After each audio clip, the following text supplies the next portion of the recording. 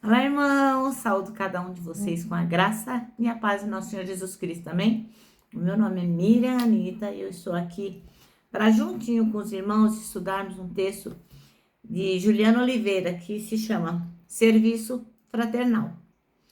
Esse texto foi escrito para o Manancial, que é um devocional diário produzido pela União Feminina Missionária Batista do Brasil, que oferece meditações baseadas na Bíblia, que é a palavra de Deus, uma para cada dia do ano.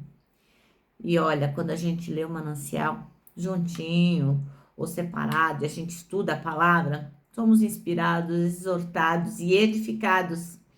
E temos o nosso crescimento cristão promovido e o nosso engajamento com a missão de Deus. Não escrevi o texto, quem escreveu foi a irmã Juliana Oliveira. O que eu vou fazer? Vou ler e contar para os irmãos aquilo que eu entendi. Deixando sempre muito claro que eu não sou teóloga, eu não sou pastora, eu não sou missionária, eu não sou nada disso. Eu sou só uma irmã como vocês que aprecia ler a palavra de Deus diariamente. E gostaria de pedir aos irmãos que compartilhassem, né, com as outras pessoas que não conhecem a Jesus ou que conhecem a Jesus e querem ser edificadas. Todos os vídeos são muito caseiros, não tenho nada de profissional nisso, mas é um compartilhar da palavra, né? Eu acho que vale a pena.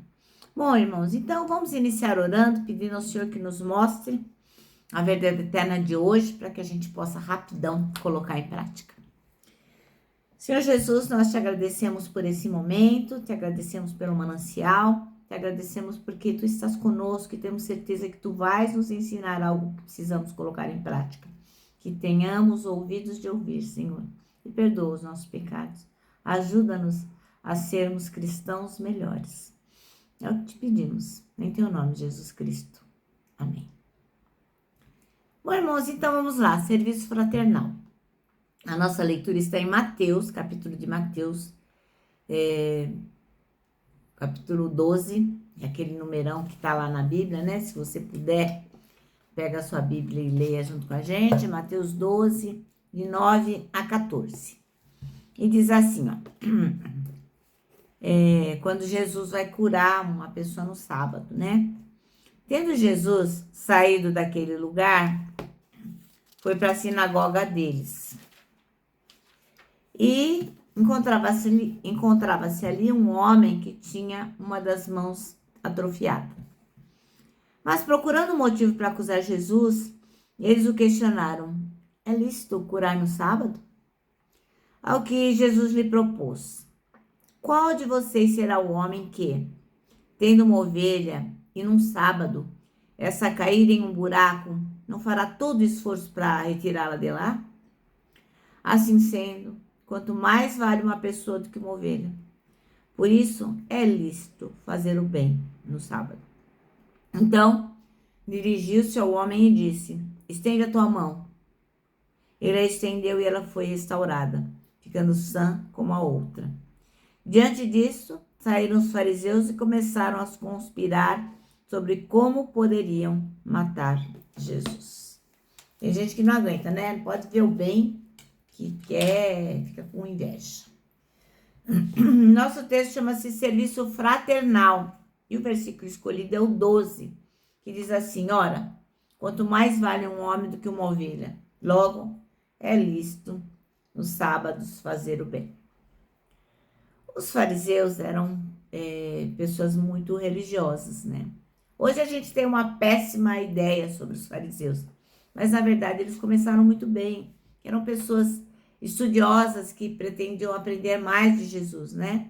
E que com o tempo eles foram se desviando daquilo que era lícito e se tornando apenas religiosos. Mas fariseu não é uma coisa ruim, não.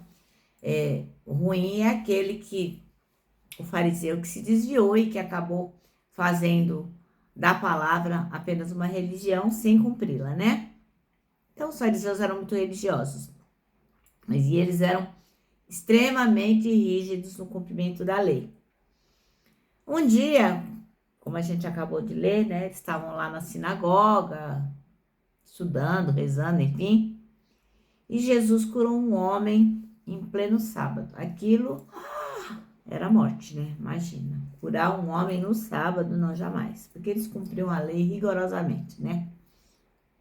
Ao menos pareciam cumprir. E aí o irmão Mateus, né, que escreveu o livro de Mateus, relata que eles estavam tão apegados à obediência da lei que eles não conseguiram compreender que a vida daquele homem era muito, muito mais importante do que toda a religiosidade deles. Eles estavam cegos, né, pelo cumprimento da lei. É bem interessante a gente refletir que eles estavam empenhados, né, em não permitir que se trabalhasse no sábado. Mas eles não conseguiam compreender o mandamento que diz: não matarás. Estavam bem de olho em dar um fim na vida de Jesus, né? E também eles não conseguiam ter entendimento sequer de um mandamento tão importante como amar o próximo, né? Eles estavam só preocupados com a lei, o sábado, o sábado, o sábado. Mas não matar, amar o outro, isso aí eles não conseguiam compreender. Eles queriam tanto fazer que a lei fosse cumprida, que eles não compreendiam aquilo que eles estavam fazendo, né? E não percebiam que o que eles estavam fazendo, o modo como eles estavam agindo, era contra a vontade de Deus. Então, o nosso Jesus, quando ele curou aquele homem, ele estava ensinando o quê?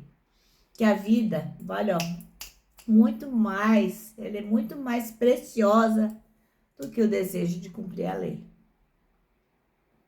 E a gente tem que entender que nós que somos de Jesus, a gente não pode deixar que a religiosidade segue a gente e a gente deixa de enxergar nos nossos irmãos, né? Então, por exemplo, eu já frequentei, por exemplo, uma igreja que tinha a sala das senhoras. Você já viu? A sala chamava... não sei se era a União das Senhoras, enfim. E a sala era toda bonita, toda enfeitada, toda limpa. Só que nenhum trabalho podia acontecer lá para não estragar a sala, para não tirar as coisas do lugar, né? Porque aquele espaço era das senhoras. Não sei se era a Liga das Senhoras ou... agora eu não me lembro o nome. Mas então, assim, elas estavam tão preocupadas em manter aquele espaço agradável para a reunião delas que nenhuma outra reunião podia acontecer lá. Então, às vezes a gente faz isso, né? A gente é tão religioso que a gente não enxerga as coisas que estamos fazendo, né? Às vezes temos tantas programações, tantas coisas para cumprir no contexto, né, da igreja, que a gente acaba deixando de olhar para os nossos próprios irmãos, para os nossos amigos, né? Então, a gente tem que investir também nos relacionamentos, né? A gente tem que conhecer as pessoas, compreender as pessoas, saber da necessidade delas, né? Ah, eu não posso te atender porque eu tenho que ensaiar. Ah, eu não posso te atender porque agora eu tenho estudo público. Ah, eu não vou te ouvir agora porque não sei o quê. Então, a gente sempre tem uma coisa para fazer e não tem ouvidos para emprestar para ninguém. E não tem atenção para dar para ninguém. Isso não é bom, né? As tarefas desempenhadas na igreja, do ponto de vista lá das coisas do Senhor, elas são super mega importantes, né? Porque assim, se a música não for bem ensaiada, vai ficar ruim na hora do culto, né? Se o sermão não for bem preparado, se a gente não ler previamente aquilo que vamos dizer, lógico, tudo que a gente faz é para glorificar a Deus e tem que ser muito bem feito, mas nós temos que glorificar a Deus e abençoar os nossos irmãos. Deus nos convoca para a gente servi-lo, não só fazendo coisas, mas cuidando de outras pessoas. Às vezes a gente esquece disso, né? Tem tantos compromissos na igreja que esquece disso. Então, irmãos, irmã, coloque-se à disposição das pessoas. Seja útil para o crescimento delas, para a edificação. Seja um canal de bênção para abençoá-las. Às vezes, sabe, a gente está tão preocupada com a forma que esquece do conteúdo. Bom, irmãos, nosso manancial termina assim, ó. Escolha vidas que você possa acompanhar e cuidar e seja uma bênção. Amém?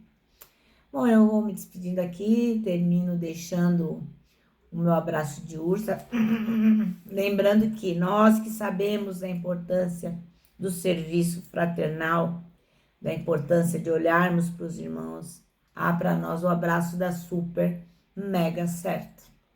Quero lembrá-los também do versículo de 1 Tessalonicenses 5,9, o versículo nosso deste ano, vamos repeti-lo todos os dias, que diz, porque Deus não nos destinou para a ira, mas para recebermos a salvação por meio de nosso Senhor Jesus Cristo.